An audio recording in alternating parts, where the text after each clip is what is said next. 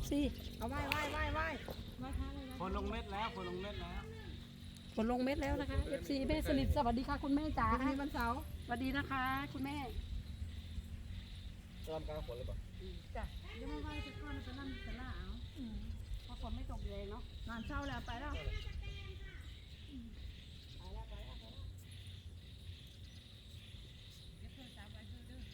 เอากระเป๋าค่อยเด็ด เอาไว้ที่นี้ เข้าไปมันกันน้ำเราตามไปบอกกันน้ำเขาเอาไป ทำใบพระมามุ่นนั่งลงใบพระ ทิศฐาน1 2 3 นะโมตัสสะภะคะวะโตอะระหะโตสัมมาสัมพุทธัสสะนะโมตัสสะภะคะวะโตอะระหะโตสัมมาสัมพุทธัสสะนะโมตัสสะภะคะวะโตอะระหะโตสัมมาสัมพุทธัสสะอิมินาสการเรนะชัยยะชัยยะปาริจิตนาคราชมหาลาภังประสิทธิเมนามะนาโคอารยะเมตไตรโยโพธิสัตโตนะโมพุทธายะอิมินาสการเรนะ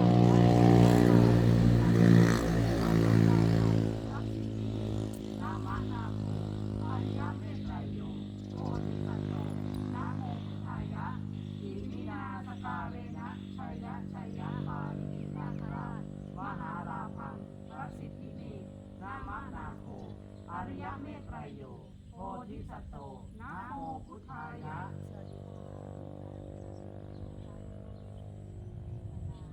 วันนี้ข้าพเจ้าพร้อมกับนางรำข้าเจ้ามาเป็นตัวแทนเป็นสะพานบุญให้คุณดวงเดือนเนื่องจากเป็นบุญ ลูกสาว ให้ลูกสาว คุณสุธิดาโชคครับ หาบุญให้ลูกสาวคนนี้จะโชคทรัพย์นะคะขอให้หลวงปู่รับรู้รับทราบว่าคุณดวงเดือนนะคะได้มาทำการสิ่งใดในบุญนี้ขอให้หลวงปู่ประทานพรขอให้ครอบครัวคุณดวงเดือนมีแต่ความสุขความเจริญทั้งหน้าที่การงานการเงินก็ขอให้ลื่นไหลเรื่องสุขภาพก็ขอให้แข็งแรงขอให้องค์ปู่ปาริจิตองค์ปู่ยศวรรณคาสิ่งศักดิ์สิทธิ์ในที่นี้จงประทานพรให้ครอบครัวคุณดวงเดือนอยู่เย็นเป็นสุขเฮงเฮงปังปังร่ำรวยด้วยเถิดครูขอขอ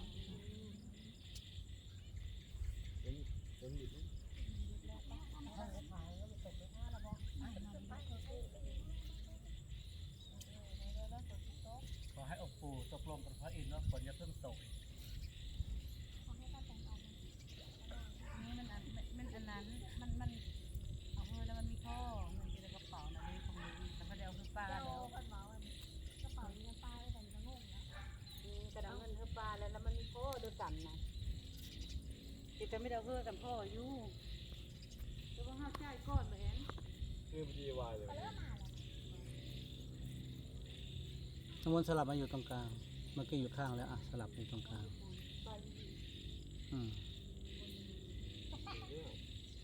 ขอบคุณทุกท่านนะครับผมอย่าลืมกดไลค์นะครับเข้ามาแล้วนะครับผมดำแก้บนวันนี้2เจ้าภาพนะครับผมขอบคุณคุณวิไลนะฮะแอดมินน้องมาแล้วนะพี่ตุ้มนะขอบคุณนะครับคุณอิงออนคุณเรนูนะคุณแม่สมมนนะฮะ เขาลำตอนเช้าเป็นเด็กของคุณสุภาพสุภาพเนาะ โอ้ยขาด อุ้ยเยี่ยมเจ้าสาวเนาะ มาประทัด พอต้นสาย ตอนนี้ท้องฟ้าเมฆดำนะมันเยอะเลยทำให้ภาพสัญญาณ ตอนเช้าถ้าเกิด ในไลฟ์ก็อาจจะไม่ชัดเจนเท่าไหร่นะครับ แอนยังไม่ทำงาน7 โมง โอ้ยอันนี้มันตี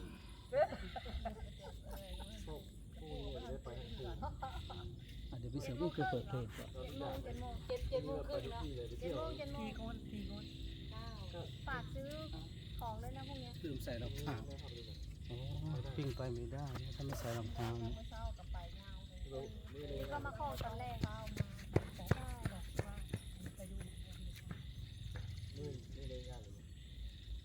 7:20ก็ได้รำเพลงเดียวรำเสร็จ8 โมงประมาณ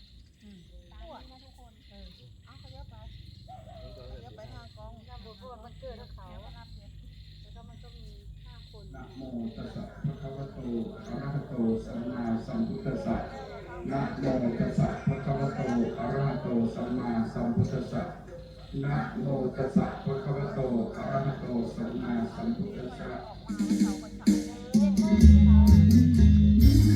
โมงข้างบนโต๊ะหลัง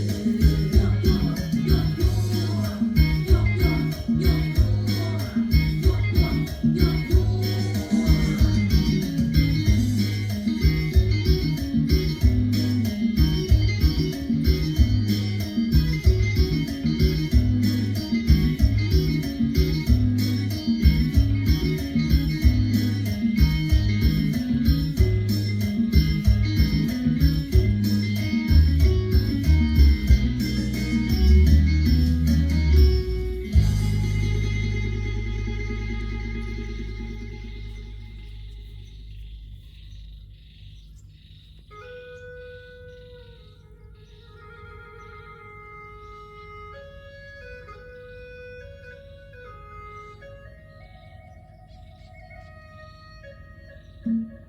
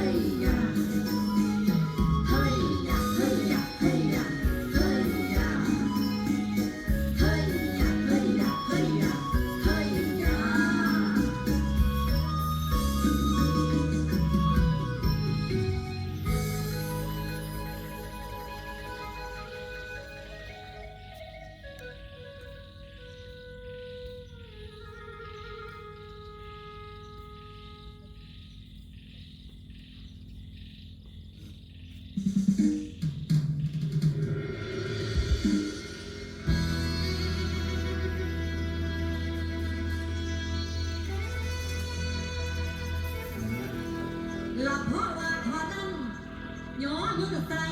นอเนื้อเสียน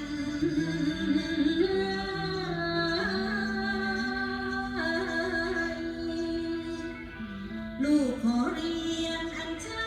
ญมาประทับดงจำปานีประทับดงจำปานี